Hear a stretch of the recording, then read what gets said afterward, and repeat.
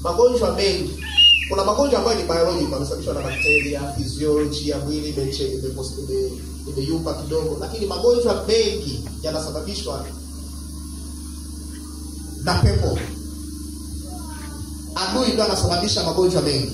Sio msikiaji tu wa neno, lakini uwe mtendaji wa neno. Tunapoamini hakuna jambo ambalo linashindikana. Yote yanawezekana kwake yeye aaminie. Bwana Yesu asifiwe. Bwana Yesu asifiwe. Ukisoma sehemu nyingine kwenye Biblia, wanafunzi wa Yesu ambao walikuwa wanatembea na Yesu Kristo, walifika sehemu wakapelekewa mtu ambaye alikuwa amefungwa. Wakaomba na jasho ikatoka. Wakaomba ile pepo alitoka. Wakaomba. Na yule mama akaenda akawasemelea kwa bosi wao. Akaenda kwa Yesu Kristo akawasemelea. Akasema kwamba mwanangu anaanguka. Alikuwa na hilo pepo, na pepo kifafa. Mwanangu ameteseka muda mrefu. Angalia kumbe kifafa, wale tunataka kifafa ni mapepo. Kifafa ni mapepo. Kwa Yesu Kristo akasema nimempeleka mwanangu kwa wanafunzi wako, wameshindwa kumtoa. Wameshindwa kumponya. Yesu akasema nitakaa ninyi mpaka lini? Mtachukuliana na ninyi mpaka lini? Maana Yesu anatamani au anaona kuna uponyaji unaendelea. Haleluya! Anatamani hata siku ya leo au anaona kuna uponyaji unaendelea. Anatamani au anaona kuna watu wanafunguliwa. Ndio matamanio ya Yesu Kristo. Hata alipoacha wanafunzi wako sefra, yule mama amepeleka mtoto wake. Yesu kule alikuwa anatamani aweze kuona yule mtoto anafunguliwa. Anatamani aweze kuona yule mtoto anaponywa.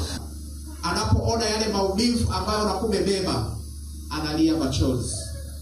Maana yake sawa sawa ile neno ambalo anasema lia pamoja na waliao, kwamba Yesu Kristo analia machozi na wale watu ambao wanakuwa wanaugua na wamefungwa na adui shetani. Analia kwa ajili yao na anatamani wapokee uzima, lakini pia waweze kufunguliwa. Na yeye yuko tayari kuachilia uzima juu yao, lakini pia yuko tayari kuwafungua wawe huru. Kwa jina la Yesu. Kwa jina la Yesu. Kwa jina la Yesu. Kwa jina la Yesu. Kwa jina la Yesu. Kwa jina la Yesu. Kwa jina la Yesu.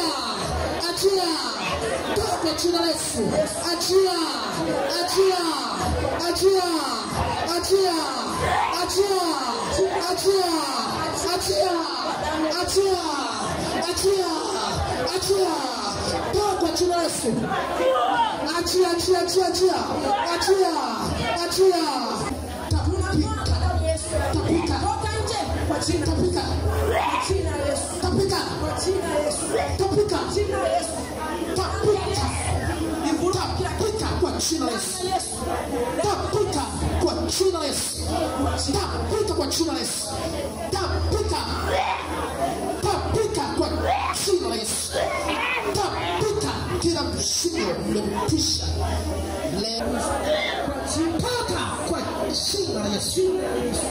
Toka kwa jina la Yesu. Achia.